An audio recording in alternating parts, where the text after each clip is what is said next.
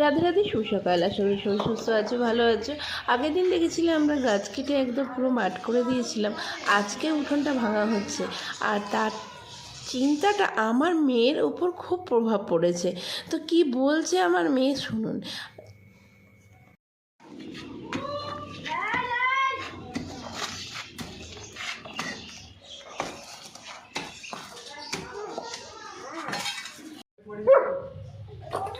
অকাজ হচ্ছে এটা, কিন্তু অকাজ কি হচ্ছে? আমি ইটের ওপর চেপে বসে আছি। আরে কি হচ্ছে এখানে বলো তো। তুমি কি করবে বলো তো? ভাঙা ভুঙি করছো যে, অত ঘর বাড়ি পুরো ভেঙে দেবে।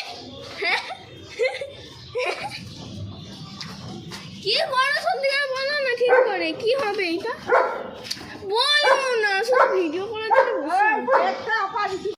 গাছ তো একটা দুটো না, গাছগুলো বেশ অনেক, তাই সেইগুলো এক জায়গায় জড়ো করেছি, কিছু গাছ অন্য জায়গায় শিফট করেছি।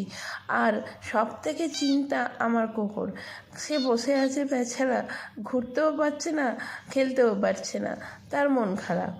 এই যে বসে আছে একভাবে, আর আমার মেয়ের চিন্তা আলাদাই। বলে একবার, এই জায়গাটা কি সুইমিং পুল হবে? আর সুইমিং পুল হলে আমার মেয়ের মনে হয় খুব ভালো হতো। সাঁতার জানে না তো, বলছে আমি এখানেই সাঁতার শিখে নেব। তো সারাদিনে ব্যস্ততার মাঝেও এই দিদিভাইয়ের কাছে চলে এলাম। বেশ ভালো। এই ব্লাউজটা বানিয়ে দিয়েছে। আমার ব্লাউজগুলো কেমন হয় একটু কমেন্ট করে বলো প্লিজ। আর যে যে করাতে চাও এর কাছে চলে আসবে, তবে তার আগে কিন্তু আমার ব্লাউজটা করে দেওয়া খুবই দরকার। আমার পুজোর সময় একটাও ব্লাউজ করে দেয়নি। ইনি এত ভালো, আবার নিয়ে চলে এসেছি এই দিদিভাইয়ের কাছে ব্লাউজ।